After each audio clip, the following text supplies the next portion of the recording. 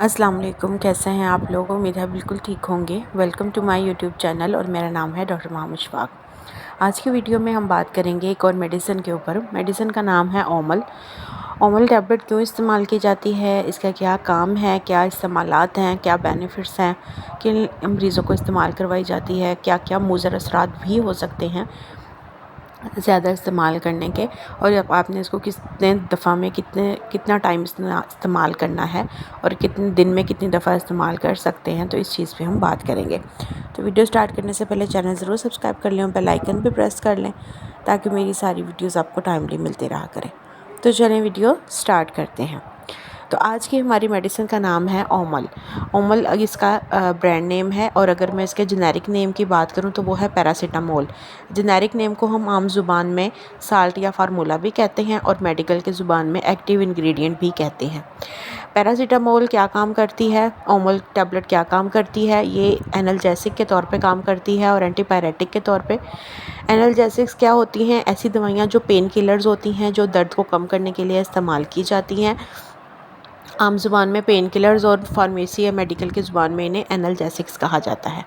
इसके अलावा ये बुखार को ठीक करने में, पायरेक्सिया को ठीक करने में, क्योंकि बुखार को मेडिकल में पायरेक्सिया कहते हैं, तो ये एंटीपायरेटिक्स के तौर पे काम करती हैं। बुखार को ठीक करने के लिए भी इस्तेमाल की जाती हैं। तो ये दवाई जो है वो कैसे मरीज़ों को दी जाती है? जिनको बुखार होता है या फिर उनको जिस्म में दर्दें होती हैं, पट्ठों में दर्दें होती हैं, जोड़ों में दर्दें होती हैं, या फिर ओवरऑल बॉडी में पेन होती हैं, जैसे नॉर्मली हमें बुखार में होता है। तो आप बुखार में सर्दी लग गई है, इस तरह जिसको हम कहते हैं कि कोल्ड और फीवर हो गया आपको, उस कंडीशन में भी इसको इस्तेमाल कर सकते हैं। इसके अलावा आप अगर आपके पट्ठों में दर्द है तो उसको भी इस्तेमाल कर सकते हैं। जोड़ों में दर्द है, घुटने में दर्द है, कमर में दर्द है, उसके लिए भी इस्तेमाल कर सकते हैं। हेडेक है, सर दर्द है, उसके लिए भी बेनिफिट है इसका।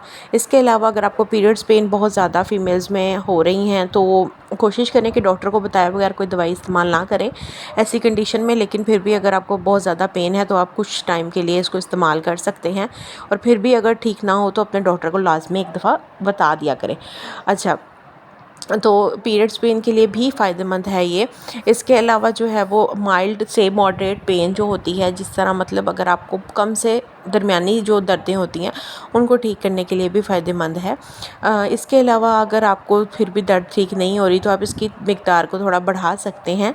लेकिन जैसा कि मैं हमेशा कहती हूँ कि दवाइयाँ आप कोशिश किया करें कि डॉक्टर को बताए बगैर ना इस्तेमाल किया करें, क्योंकि उसके जो है वो फिर कई दफ़ा ऐसा होता है कि फ़ायदे होने के बजाय नुकसान ज़्यादा हो जाता है।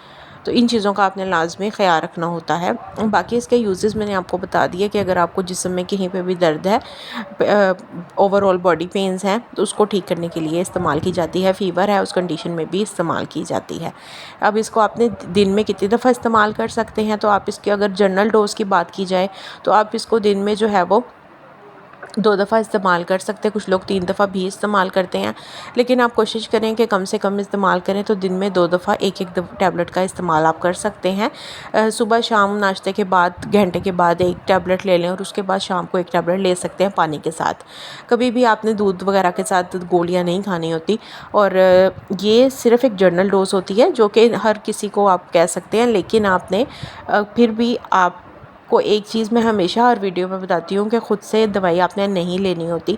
इस तरह की वीडियोस जस्ट फॉर नॉलेज होती हैं। आप अगर अपनी हेल्थ में अच्छा महसूस नहीं कर रहे हैं तो अपने करीबी डॉक्टर को लाजमी विज़िट कर लें, या अपनी फैमिली डॉक्टर को लाजमी विज़िट करें और उनकी बताए हुए प्रेस्क्रिप्शन के ऊपर ही अमल करें और उसी हिसाब से मेडिसिन का इस्तेमाल करें, क्योंकि दवाई जो है वो डॉक्टर आपकी कंडीशन को देखते हुए डिसाइड करता है कि आपको कितनी डोज़ चाहिए होती है।